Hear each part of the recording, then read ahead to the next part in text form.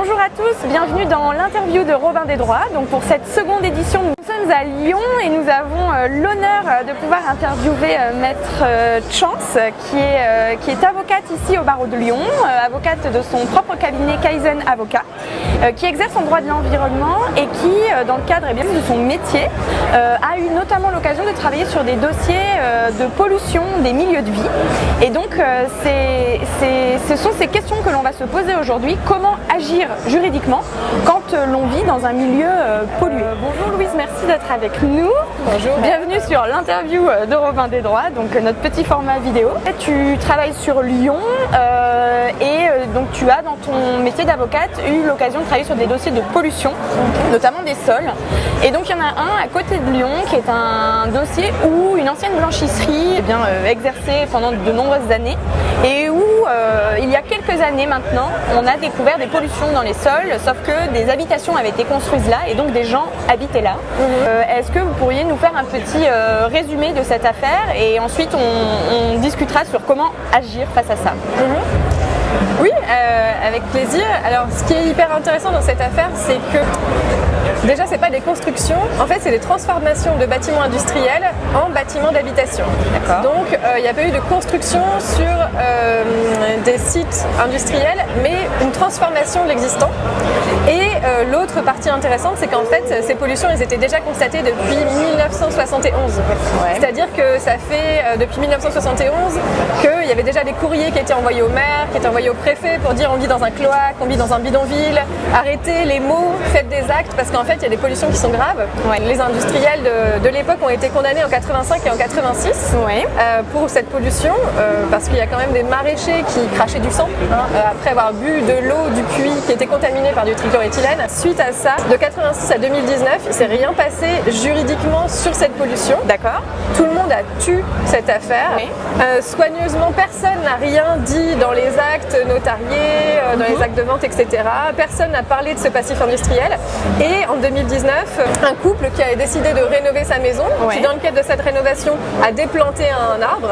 Et là, c'est la découverte. Une grosse mare d'hydrocarbures, trichloroéthylène, quelque chose qui sent très mauvais. Les personnes qui faisaient les travaux disent on arrête tout, c'est hyper grave, il faut contacter un bureau d'études. Ils contactent un bureau d'études. Le bureau d'études dit non, mais en fait là, il faut contacter surtout un avocat. Et c'est là où ils m'ont contacté. Et du coup, ça fait 4 ans et demi que je suis le dossier maintenant.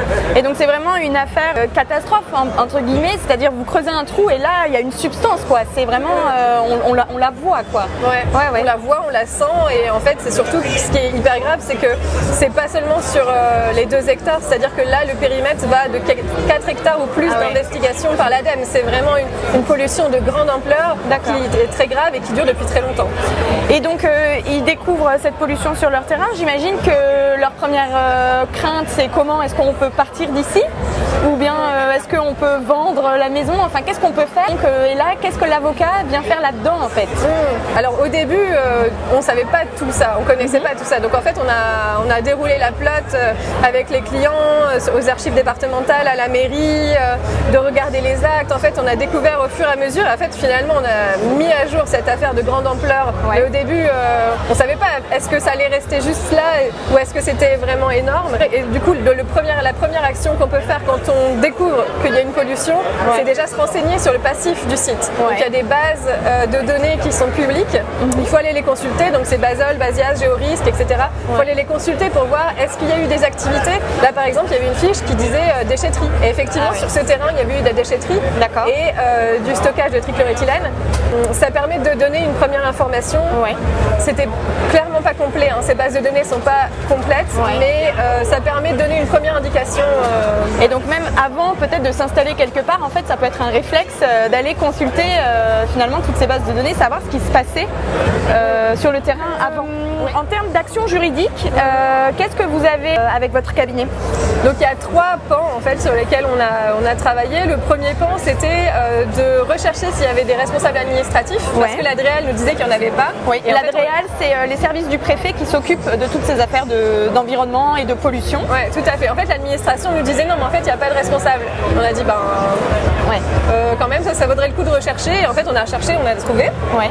Donc ça, c'était le premier point qui est hyper important parce que c'est ça qui permet ensuite à l'ADEME aujourd'hui, qui est intervenu en mesure d'urgence, de se retourner contre les responsables administratifs pour faire payer cette dépollution. Donc ça, c'est vraiment un point important. Le deuxième point, c'était une expertise judiciaire pour savoir quelle était l'ampleur de cette pollution et calculer finalement le coût de la dépollution.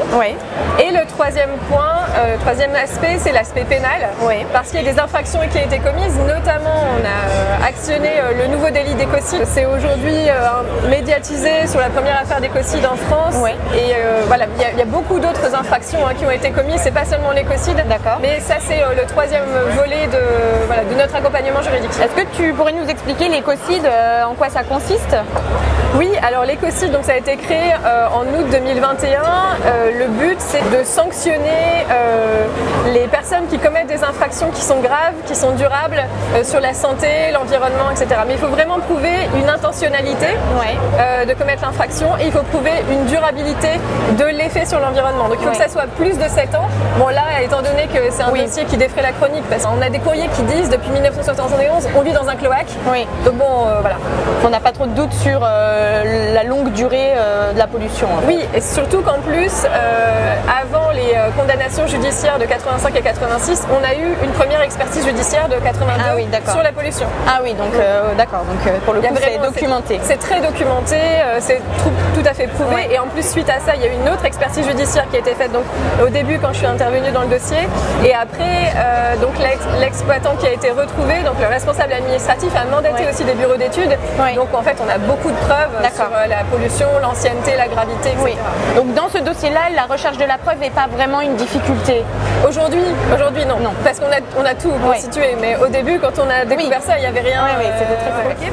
Très intéressant. Je ne sais pas où ça en est, toutes ces procédures-là. Peut-être qu'on arrive au bout maintenant. Alors on n'arrive pas encore au bout. C'est toujours assez long. Là, pour la première affaire au civil, on a gagné en première instance, on a gagné en appel.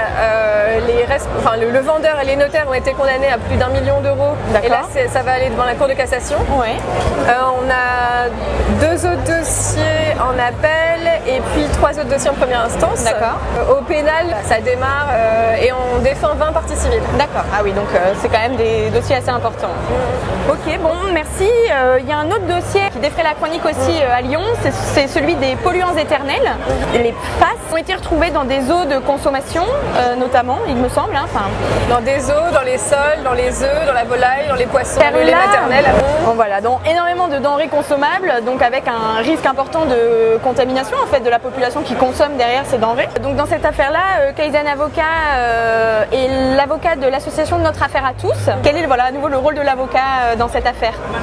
Alors plein de stratégies possibles, mais c'est vrai que nous dans cette affaire-là, ce qu'on a déjà fait, c'est de présenter un référé pénal environnemental. Oui, alors ça c'est intéressant parce que c'est assez novateur. Plus c'est un outil qui est assez peu utilisé et d'ailleurs c'était un peu la démarche, c'était de dire en fait on sait que les atteintes à l'environnement sont souvent irréversibles.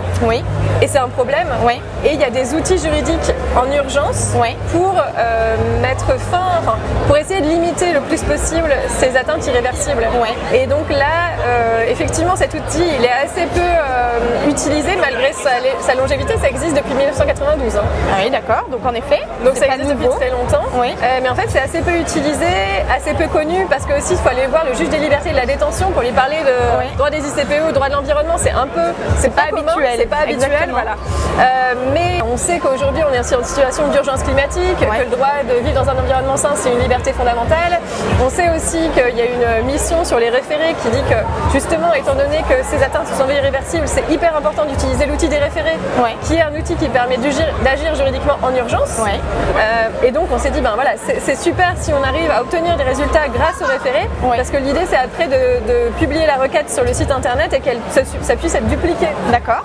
Voilà, il y a aussi, dans la démarche avec notre affaire à tous, c'est aussi une démarche d'intérêt général, comme vous faites Robin des droits pour l'intérêt général de diffuser des informations. On essaye aussi de le faire avec notre affaire à tous, avec le cabinet, d'avoir cette démarche d'utilité publique quelque part. Et donc ce référé, l'objectif en fait, c'est de demander des mesures utiles pour mettre fin aux infractions et pour obtenir réparation de ces infractions. D'accord. Donc c'est pas un recours indemnitaire. Notre affaire à tous ne demande pas d'argent. Par contre, on demande des mesures pour mettre fin aux infractions et pour réparer les atteintes qui ont été commises à l'environnement. L'idée, c'est de réparer. Alors c'est difficile peut-être dans ces cas-là, polluants éternels. Qu'est-ce qu'on peut bien faire une fois qu'ils sont dans l'environnement Eh ben, déjà, ce qu'on peut faire, c'est mesurer. Et c'est faire des analyses de risques sanitaires pour savoir comment on peut prévenir ces risques.